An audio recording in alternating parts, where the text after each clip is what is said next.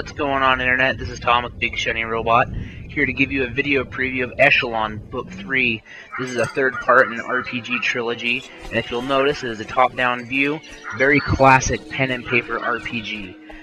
The good news is if you've never played the game, you're still able to dive right in. I didn't play Eschalon Book I or Book II. This digital rights management free beauty is available on Valentine's Day, February 14th. So if you and the missus are into sitting down and hammering out characters, this is the way to go. First thing I'm doing here is talking to the blacksmith.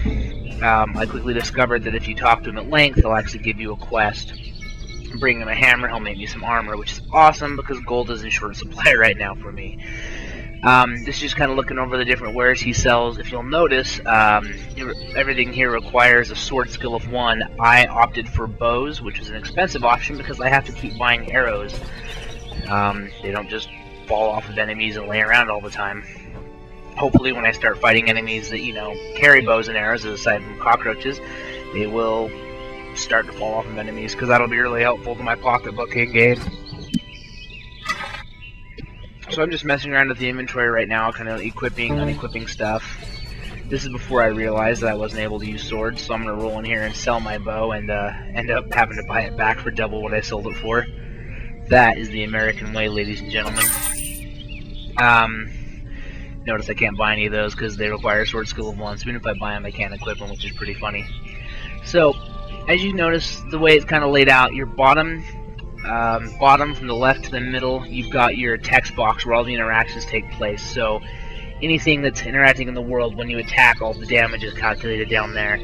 As you find stuff foraging, if you find a well and get water, and your water skin is filled up, anything like that you're going to see in that box.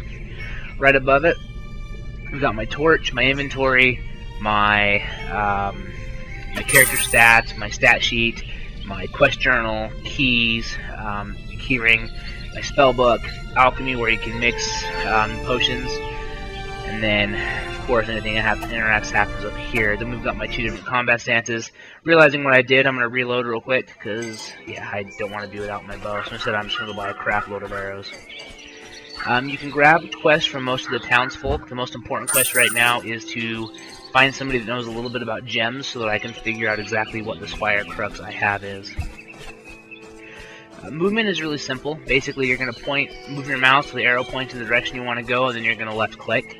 If you hold left click, you continue walking, so that's what I'm doing right now. I'm just kind of hovering it around, looking where to go. And like every RPG, there is no honor among our NPCs, players, or thieves, so I'm going to roll right in here and start raiding chests out of these bedrooms, get some rolls of potions and a map of the world. The door in the room next requires lockpicking skill. Since I don't have that skill, even if I buy a lockpick, I wouldn't be able to break in, so you have to first learn the lockpicking skill before I can do that. That dwarf doesn't want to talk to me because he's a dick. Let's move down here. I think I'm going to head into the tavern next, and try to get some food and money. If you notice, I'm going to empty these barrels as well. So, if you're familiar with any RPG, the good news is a lot of the system is very similar, so you can get items out of here. I think the biggest challenge for anybody, especially if you haven't played a classic RPG like this, is skill management, inventory management.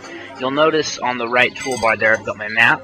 Below my map, I've got my abilities, and then below that, I've got hit points, mana points, encumbrance, that's how much weight I can carry, experience, hunger, and thirst. The way hunger and thirst work is, if they're completely full, I'm not hungry or thirsty, and as time goes on, they're going to deplete. If at any point one of those hits 0, I will begin starving to death or become dehydrated, and you need to deal with that before you can sleep or perform basic actions. So, talking to this nice lady, I believe she just gave me a quest to collect a 300 gold debt from a dwarf down in the mine, so I'm probably going to try to do that because she's going to pay me. Excuse me, she's going to pay me 100 gold, and that would be really, really helpful. See, same thing. Dwarf's off duty, doesn't want to talk. Here's my waypoint. Now I can warp right back to Rockhammer if I'm ever in a different city. Currently, I've only discovered one other city. I haven't been there, but apparently there's a coastal city that's a rough place to hang out. Head up this way now. don't know if I mentioned earlier, but this is by Basilisk Games. It does launch on February 14th. Pretty cool stuff, especially for an RPG person. So here is the gem person. So this is completing my gem quest right here. It's gonna give me some experience, and we're gonna talk about what's going on. Apparently, someone was already looking for me, so we're gonna read this real quick and head on to the next part.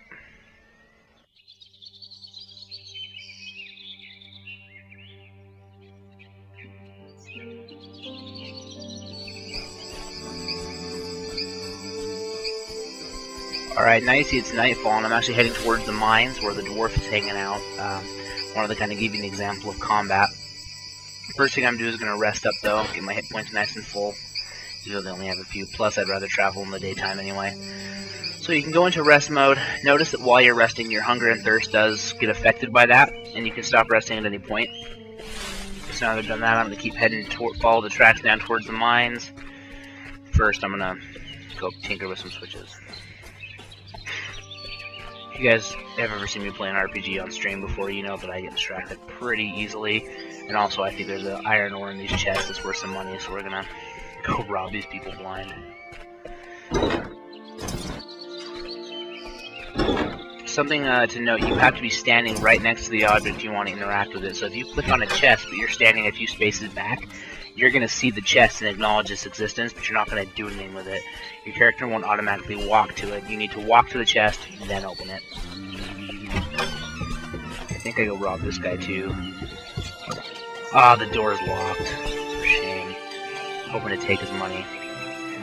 This gentleman wants me to clear all the cockroaches out of the mines. So we'll see if we can get a couple quests knocked out real quick. At least go until I die.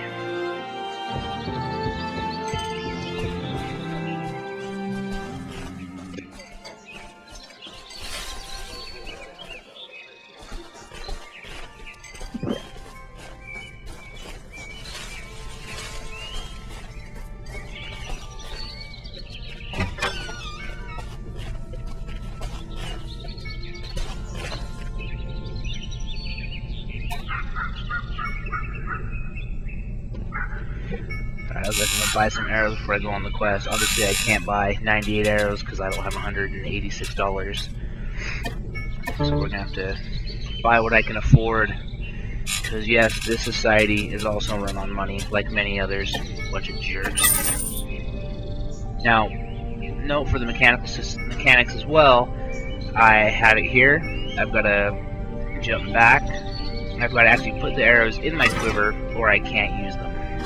Kind of a big point. If I don't do that, I'm disarmed. So now that I'm armed up, I'm going to set my... Notice you can set two different weapon setups. So since I am low level and only have one, I'm going to map them both in case I accidentally bump the switch weapon setup hotkey when I'm panicking fighting. Right now we're going to head back into the mine and make that dwarf give us our dollars.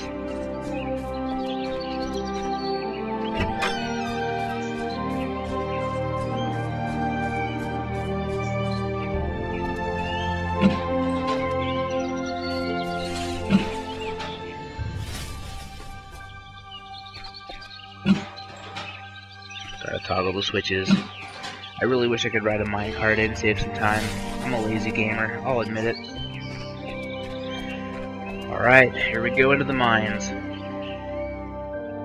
Now if you'll notice on my toolbar on the far left I do have a torch. Since the mines are pretty well lit, I'm not using it yet, but in dark areas I do have that available. Once you use it too much though, you will run out of the torch, so you want to make sure to keep them well stocked. And you know, keep an eye on your inventory. It's always good to make sure you have plenty of inventory in games like this. So I'm heading down through this mined area. If you'll notice, I picked up some items I don't quite know. They're bitter cap seeds, but I don't know what they're used for. I go up in here, this is where they keep the powder kegs. So I'm going to pick up one of those. No smoking near the powder kegs. Stuff blows up. Put out those cigarettes, gamers. Alright, so now we're gonna head up into here, and I believe this is the office of our friend, the dwarf. Now, I don't know if he's defensive of this barrel or not, but when I go to talk to him, Oh yeah, I did his money. So he'll just start attacking me. So now I've got to fight this dwarf. Gonna try to shoot him with an arrow here. Did some damage, running away. No, there's like a truck and I have no armor. And I'm dead. So there you have it, guys. That was a preview of Eschalon Book 3 coming at you from Basilisk Games. It launches February 14th of this year, so Valentine's Day. No price yet. However, it will be on Steam provided it gets greenlit, so go vote for it. Eschalon Book 1 is $6. Eschalon Book 2 is $10. So I'm grasping you could probably grab the whole trilogy for between $30 and $40. Thanks a lot, guys. Check us out more at BigShinyRobot.com. I'm sure we'll be back with more coverage for you. Take care.